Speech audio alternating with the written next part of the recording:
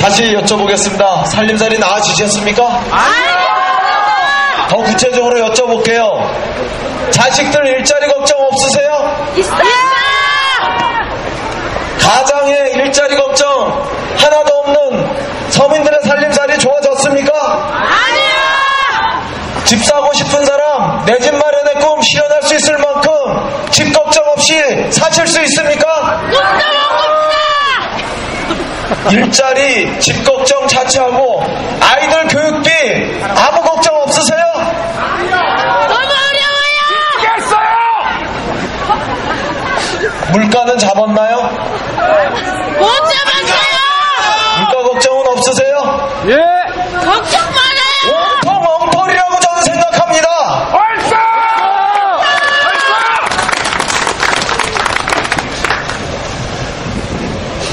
지난 4년 동안 서민 경제는 파탄 났습니다. 그래도 경제는 살려주겠지 기대했던 우리의 꿈이 완전히 박살났습니다. 아직도 이명박 대통령한테 기대하시는 분 계십니까? 없습니다! 남북관계 어떻게 됐습니까? 조졌어요! 한마디로! 김대중 대통령, 노무현 대통령께서 휴전선을 넘어가면서 남북관계 평화로 발전시켜놓은 거 한순간에 물거품 됐습니다. 금강산 구경 갈 수 있습니까? 없어요! 대성공단에 우리 중소기업이 더 진출해서 중소기업이 발전할 수 있습니까?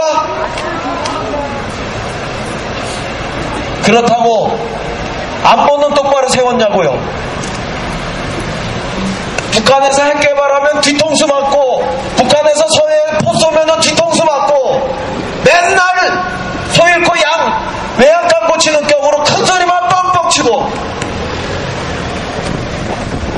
이명박 정권이 안보는 제대로 했습니까?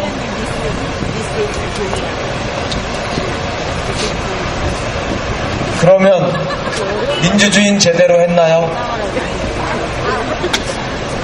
사찰정부! 촛불 시위한 사람들 인터넷 단속한다 그러고 마스크 한 사람들 단속한다 그러고 유모차 끌고 나왔던 주부들 아동학대라고 처벌한다 그러고 그것도 모자라서 도대체 아무 권한도 없는 총리실에서 민간인 사찰하고 뒷조사하고 이게 도대체 민주주의 하는 나라입니까? 그래놓고 이제는 뭐라 그럽니까? 참여정부가 민간인 불법 사찰한다고 덮어 씌우게 하지 않습니까? 이런 발약체한 정부 4월 11일 날 반드시 심판해야 합니다. 미래로 가자 그럽니다. 과거를 얘기하지 말자 그럽니다. 저도 미래로 가고 싶습니다. 남을 듣고 비방하는 것보다는 내일 이야기, 우리의 미래 이야기 하고 싶습니다. 그런데요, 딱 한 번만 말씀드리겠습니다. 4월 11일만큼은 그래도 심판해야 재판짜기가 가능하니까 꼭 이명박 정권 심판하셔야 합니다.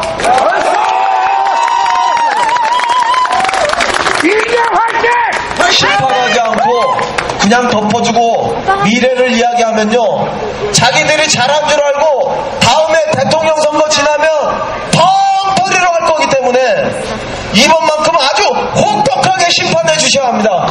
그래야 우리가 미래를 위해서 제대로 된 재판짜기를 할 수 있으니까 꼭 마지막으로 화끈하게 확실하게 심판해 주십시오.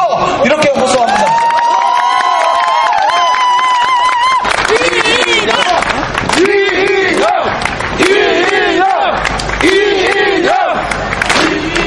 민주통합당의 최고위원으로서 약속드립니다. 2, 3년 내에 민주통합당의 간판이 될 이인영의 이름으로 약속드립니다.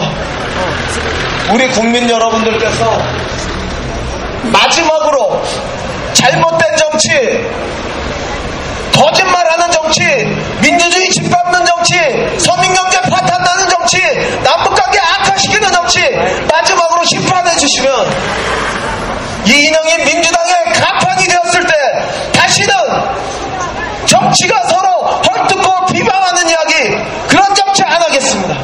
믿겠습니다!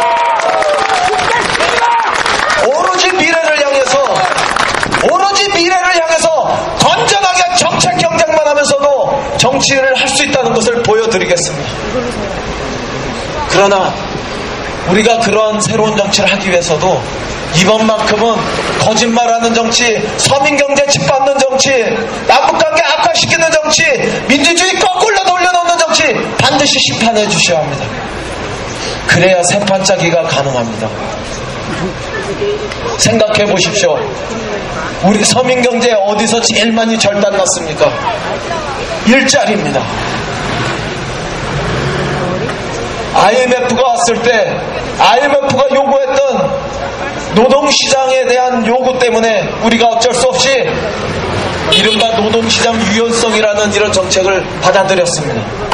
그 얘기는 뭐냐면요, 비정규직을 많이 양산하고 언제든지 기업의 이윤을 맞추기 위해서 노동자를 해고하는 이런 정책을 받아들일 수밖에 없었던 겁니다. 지난 15년 동안 어떻게 됐습니까? 우리나라 1700만 임금 생활자 중에서 860만이 비정규직이 되었습니다. 그 중에 이 자리에 있는 여성 70%가 취직하면은 비정규직입니다. 대법원에서 불법 파견한 것은 대법원에서 불법 파견에 대해서 명확하게 판결이 났음에도 불구하고 대기업은 버팁니다.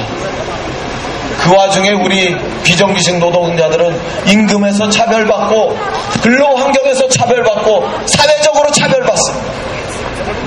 그들의 인권과 노동권을 존중하는 것은 물론 이 상태를 계속 방치했다간 우리나라의 장기적인 성장력, 잠재력까지 갉아먹기 때문에 이제 더 이상 비정규직이 양산되는 이 악순환의 고리는 끊어야 합니다. 벌써! 저는 우리나라가 진정으로 선진국이 되기 위해서는 비정규직, 정리해고 남발하는 이 정책 이제 끝내야 된다고 생각합니다. 노동이 존중되는, 일하는 사람이 존중되는 복지국가로 가야 한다고 생각합니다. 그래야 우리 서민들의 삶의 자리가 안정될 수 있기 때문에 그렇습니다. 저는 비정규직을 양산하는 기간제법, 파견법 개정할 겁니다. 그렇게 해서 제 임기, 국회의원 임기 4년 동안 다음 우리가 정권 잡았을 때 정권 잡은 5년 동안에 반드시 50%가 넘고 있는 이 비정규직을 30%대로 떨어뜨리는 그 맨 앞에 이인영이 있을 것이다, 이렇게 약속드리겠습니다.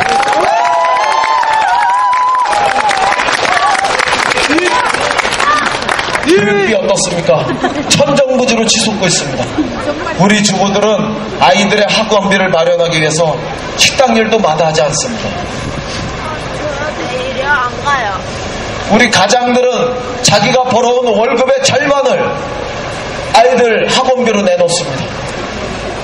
그렇게 해서 대학 보내면 1년에 1,000만 원이 넘어가는 높은 등록금의 시절을 또 맞이해야 합니다. 그렇게 4년 아이들 졸업시키고 나면 집안이 무너집니다.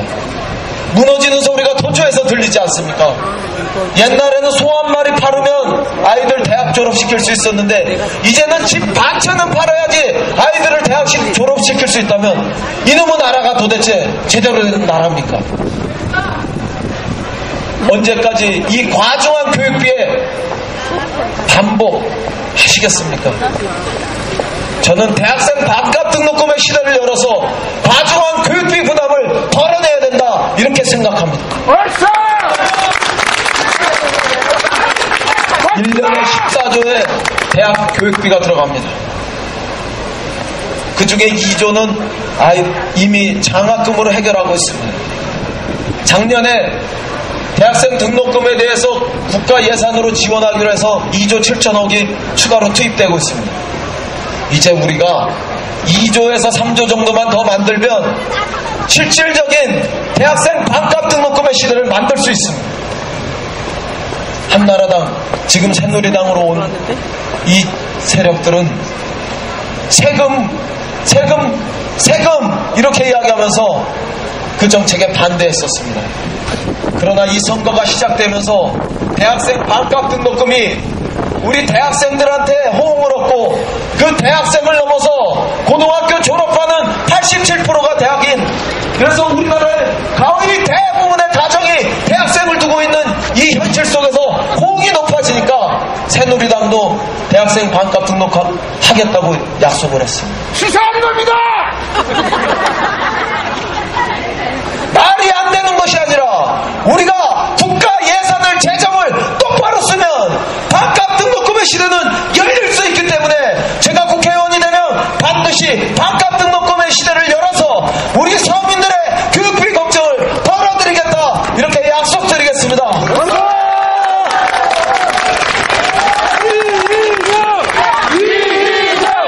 단지 대학생은 학부모들의 문제가 아니라 우리 국민 모두의 문제입니다.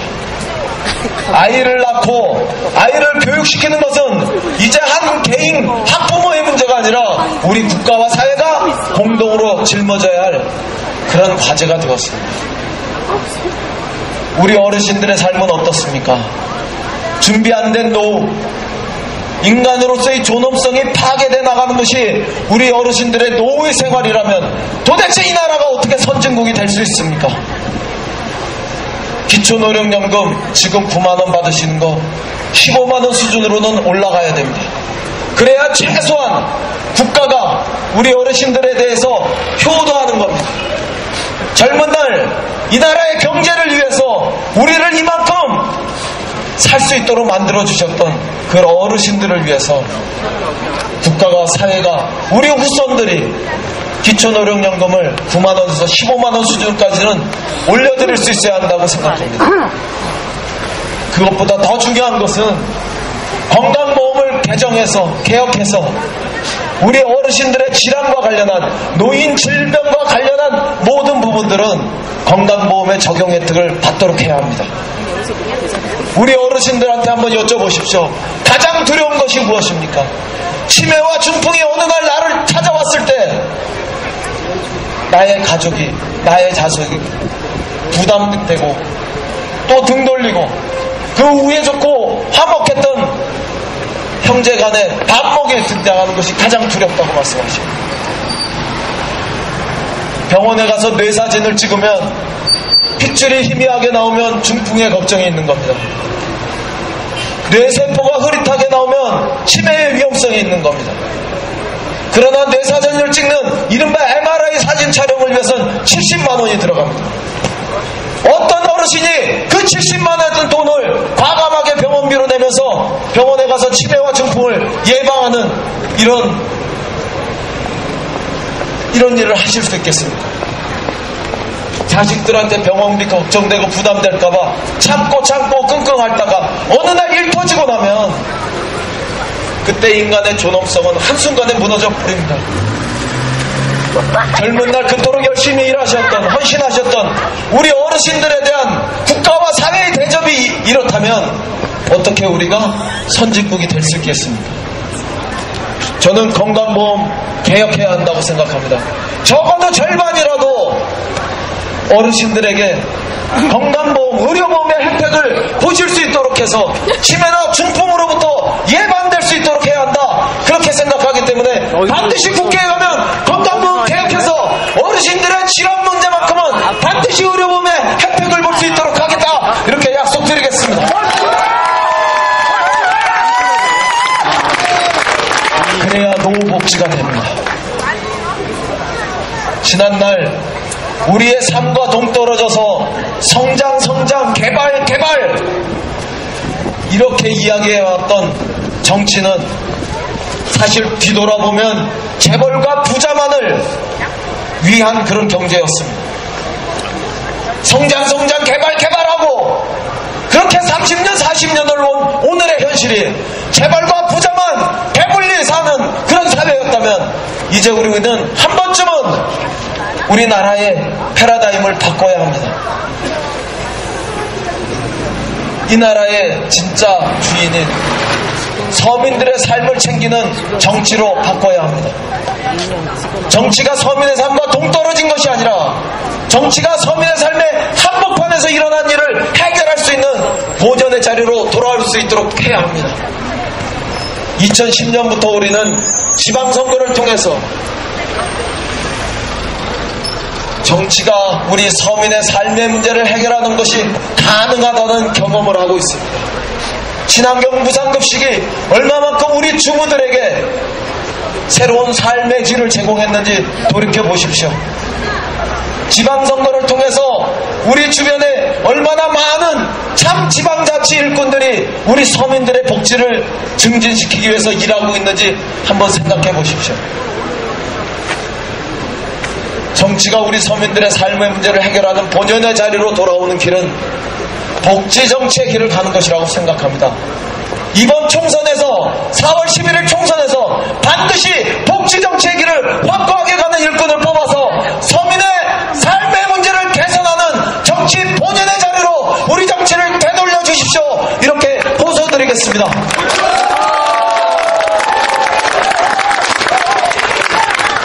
이렇게 하면 거꾸로 다시 우리 정치가, 우리 경제가 성장할 수 있는 더 큰, 더 풍부한 잠재력을 만들어낼 수 있습니다. 잘한다! 우리 경제는 수출이 안 돼서 경제가 엉망이지 않습니다. 1년에 1조 달러를 수출하는 나라가 되었고 세계에서 7번째로 무역 대국이 되었습니다. 이미. 그럼에도 불구하고 우리 서민들의 경제가 어려운 것은 내수가 활성화되지 않기 때문입니다. 이 내수를 활성화시키기 위해서도 이제는 우리가 복지정치의 길을 더 과감하게 가야 합니다. 얼마 전에 기획재정부에서 고백했습니다. 친환경 무상급식이 이루어지고 무상보육이 확대되었기 때문에 전년도 대비 2월달 물가지수가 2.7%로 안정화되었다. 이렇게 이야기했습니다. 내수가 활성화되고 내수가 안정화되는, 우리 경제의 물가가 안정화되는 그 길도 복지정치의 길에 있습니다. 오류동 주민 여러분, 복지는 절대 낭비가 아닙니다. 부자들에게 돈을 주는 것은 투자라고 하면서 왜 서민들을 위해서 복지정치의 길을 가는 것은 낭비라고 합니까? 우리는 확신을 가지고 복지정치의 길로 갈 수 있어야 합니다. 그 맨 앞에 이인영이 있겠다, 이렇게 약속드리겠습니다.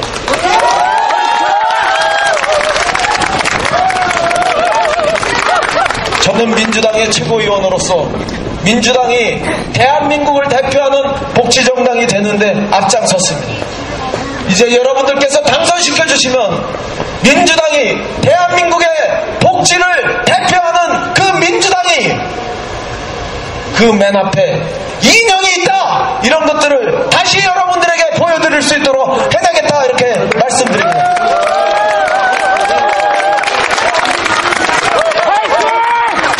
복지를 대표하는 민주당의 대표가 되겠다, 이렇게도 말씀드리겠습니다.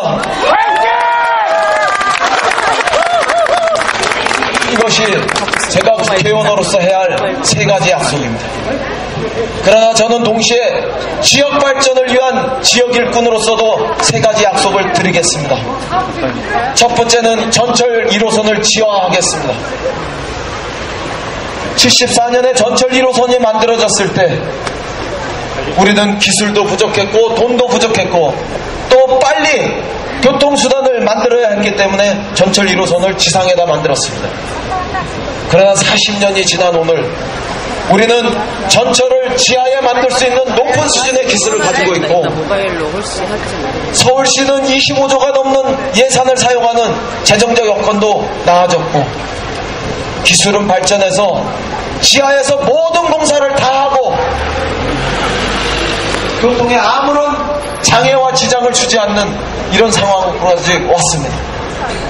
오히려 전철 1호선이 있음으로 인해서 동서의 상권이 단절되고 사람들의 왕래가 불편하고 교통이 두절되는 이런 불편함까지 감수하면서 살고 있습니다. 주변은 슬럼화되는 것도 있습니다. 이제 전철 1호선을 지하로 넣어야 할 때가 되었다, 이렇게 생각합니다. 그리고 그 지상 공간에 복지관, 학교, 문화체육시설, 근린공원, 그리고 필요한 만큼의 주민복지공간을 만들어서 도로가 단지 사람들이 잠만 자고 출퇴근하는 곳이 아니라 서민들이 살기 좋은 행복발트로 탈바꿈되는 새로운 구로를 창조하는 길로 나아가야 한다, 저는 이렇게 생각합니다.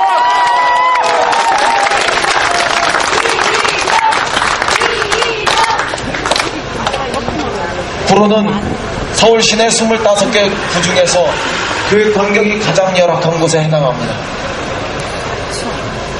좋은 고등학교 하나 가져오면 구로구의 교육이 바뀔 줄 알았습니다. 세종과학고등학교가 왔지만 그렇게 나아지지 않았습니다. 자율형 사립고등학교 하나 생기면 또 구로구의 교육 환경이 좋아질 줄 알았습니다. 그러나 그렇게 되지 않았습니다. 좋은 고등학교 하나가 구로구의 교육 환경을 좋게 만드는 그런 측면도 있겠지만 구로구 전체를 교육 환경을 좋게 만들지 않으면 구로구의 전반적 교육 환경은 나아지지 않습니다. 교육혁신지구를 지정해야 합니다. 교육혁신지구를 지정해서 구로구의 모든 학교에 연평균 100억 원의 교육복지비가 투자될 수 있도록 해서 전체 구로구의 교육 환경을 개선하는 길로 과감하게 갈 수 있어야 합니다. 멋지다! 우리 구로구의 아이들이라면 누구나 교육 환경의 적정선에 해당하는 교육을 받을 수 있어야 합니다. 그래서 구청장이 추진하고 있는 아이 낳기 좋고 아이 키우기 좋은 구로를 넘어서 교육받기 좋고 교육시키기 좋은 구로를 만드는 데까지 나아가야 우리 구로구의 삶의 모습은 획기적으로 달라질 수 있다, 이렇게 생각합니다. 저는 그 일을 할 겁니다. 제가 국회의원 할 때 교육위원회에서 활동하면서 교육복지 투자가 이루어진 지역에서 아이들의 학력도 신장되고 동시에 아이들의 개성과 특성도 마음껏 발휘되는 이중적 효과가 동시에 왔었던 점을 검증한 적이 있습니다. 우리의 이웃한 구인 금천구에서 교육혁신지구 사업이 진행되고 있습니다. 이제 광노현 교육감에게 제가 요구하겠습니다. 구로구까지 교육혁신지구 확대를 하고 그걸 통해서 구로구의 교육 여건을 획기적으로 개선하는데 도움을 줘라, 이렇게 요구하고 관철시키겠다고 약속드리겠습니다. 그렇게 해서 적어도 4년쯤 지났을 때 구로구의 교육 여건이 서울시내 맨 뒤에 있던 것에서 중간 정도로까지는 왔다, 이런 구체적인 성과를 낼 수 있도록 하겠습니다. 끝으로 한 가지만 더 말씀드립니다. 구로구는 서민이 많이 살고 있는 도시입니다. 중소기업과 자영업자가 많기 때문에 그렇습니다. 중소기업과 자영업은 우리나라 일자리의 88%를 감당합니다. 중소기업과 자영업이 많은 구로구민의 삶을 안정화시키기 위해서는 대기업과 대형마트로부터 중소기업과 자영업의 삶의 터전을 보호할 수 있어야 합니다. 저는 대기업이 중소기업의 전문업종에 침입하는 것을 자제시키겠습니다. 대형마트의 영업일수를 제한해서 골목길 상권, 재래시장의 상권을 지켜내는 일에 앞장서겠습니다. 이렇게 해야만 서민이 많은 우리 구로구민들의 삶을 안정하게 만들 수 있습니다. 구로구부터 대형마트의 영업일수를 제한하겠습니다. 조례를 만들도록 하겠습니다. 구청장과 협의하고 우리 민주당 출신의 구의원들과 협의해서 반드시 조속한 시일 내에 이루어내겠습니다. 이 자리에 와 있는 김명수 시의원님과 우리 김종국 의원을 통해서 서울시에서도 조례를 만들어서 서울시 모든 곳에서 대형마트의 영업일수를 제한해서 서울시 모든 곳에 자영업자, 우리 골목길 자영업자와 재래시장의 상권을 지켜낼 수 있도록 해내겠습니다. 국회에 들어가면 반드시 상생법, 유통법을 개정해서 중소기업과 자영업의 삶의 도전을 반드시 지켜내겠다, 이렇게 약속드리겠습니다.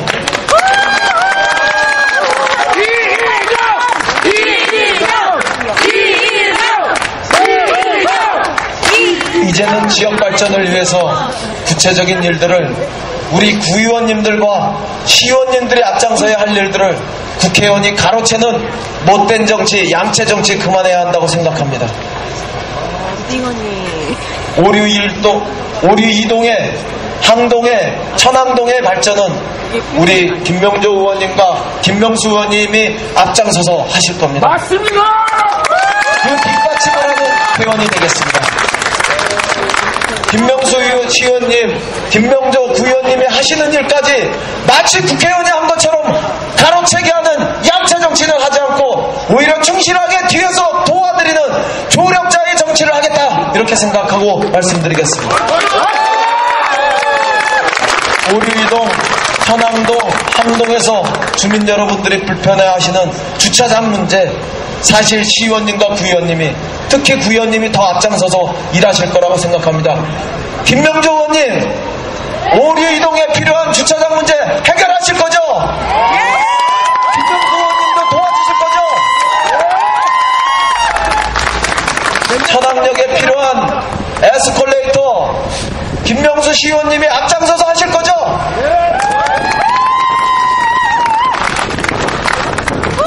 혹시 그리고도 부족한 게 있다면 제가 박원순 시장님이나 이성 구청장님한테 더 간청을 하고 호소해서 더 빨리 해결할 수 있도록 분명하게 노력하겠다, 이렇게 약속드리겠습니다. 파이팅! 국회의원 올해 예산 편성하겠습니다. 김명수 의원님이 올해 오류이동에 필요한 주차장 예산을 편성하겠다고 김명조 의원님하고 약속하셨습니다. 김명수 의원 멋지다!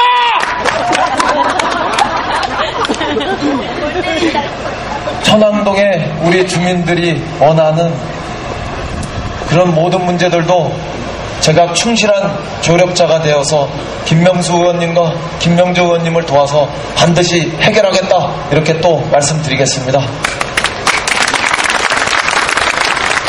항동에 우리 항동 주민들이 적절한 보상을 받을 수 있고 빨리 자신의 그 사업들이 추진될 수 있도록 아낌없이 노력하고 헌신하겠다, 그 앞에 김명조 의원님과 김명수 의원님을 모시고 하겠다, 이런 약속도 분명하게 드리겠습니다.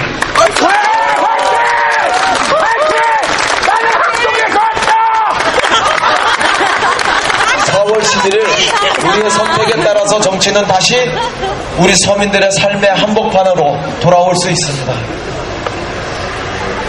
무차별적으로 개발 공약을 남발하는 것보다는 이 어려운 시기에 고단한 삶을 살아가고 있는 서민들의 삶의 문제를 해결하는 쪽으로 이인영은 정치의 방향으로 옮기겠습니다.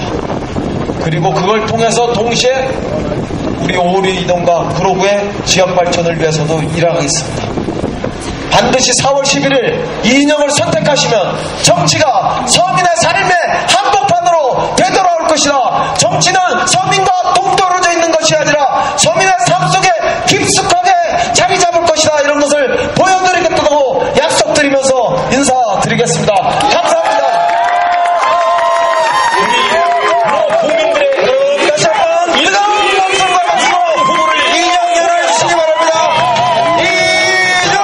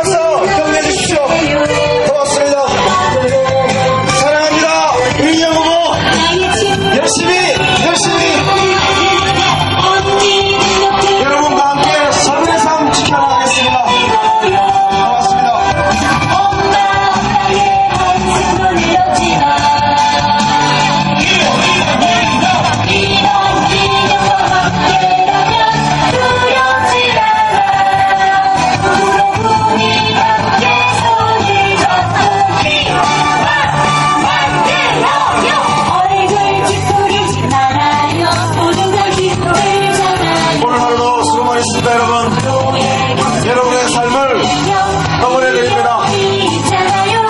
우리 구에 이인영 후보가 있습니다. 여러분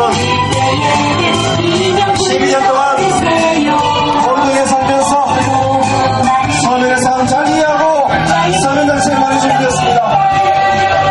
많이 사랑해주시고 경님이인영 고맙습니다. 감사합니다. 후보 사랑 이건 오른쪽에서 이인영이 함께하겠습니다. 서울이 여러분과 살아주신 대한민국을 만들겠습니다. 이건 오른쪽에서 서울이 달색은 대한민국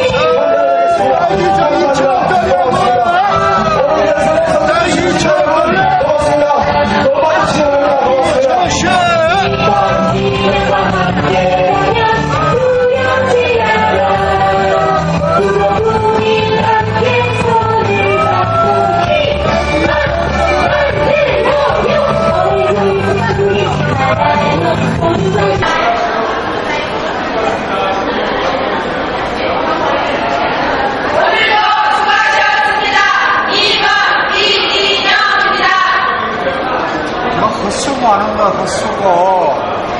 헛수고하는 거야. 다시 왜 찍어, 여기는? 예? 다시 뭔데 찍어? 홍보하는 거예요. 홍보하는 겁니다, 홍보. 예.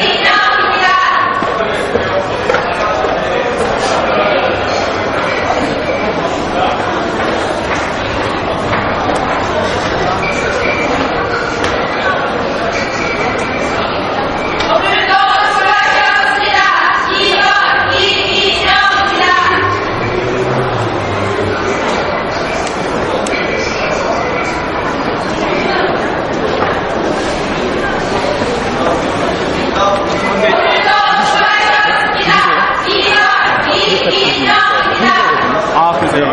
미리 저한테 얘기를 해주세요. 아니, 아까 저기서. 아, 그랬어요.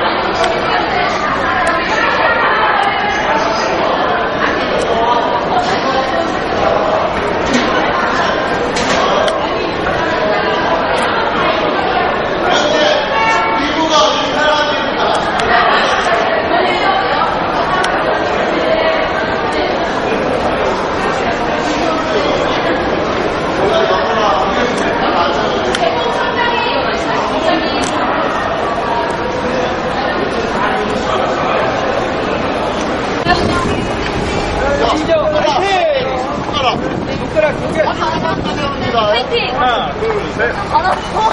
확인. 잘 나왔습니다. 파이팅! 네. 하나, 둘, 셋. 파이팅! 네.